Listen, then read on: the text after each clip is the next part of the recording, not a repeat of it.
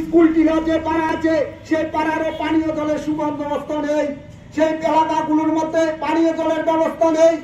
এই ভোগ সেন্টার, সে সেন্টার এলাকার মধ্যে যে জায়গায় পানীয় জলের ব্যবস্থা নেই, সুতরাং ব্লক এলাকার এডিসি এলাকাগুলোর মধ্যে কি অবস্থা সেটা আপনারা বুঝতে পারছেন।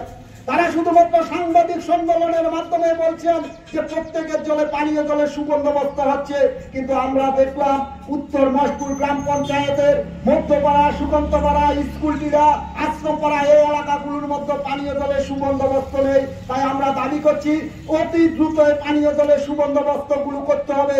আমরা দাবি করছি যে রাস্তা আমাদের কাজ সময় শুরু হওয়ার কথা ছিল, আজকে 7 বছর হয়ে গেছে।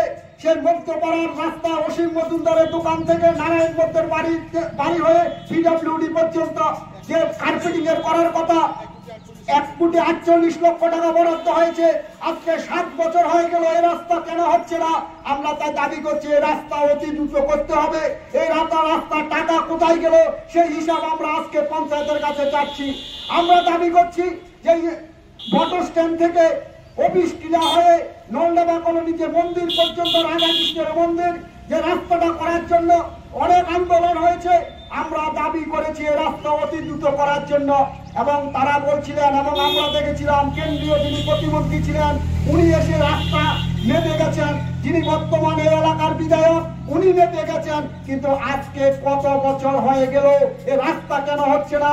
এই রাস্তার অর্থ কোথায় চলে যাচ্ছে সে দাবি করছি।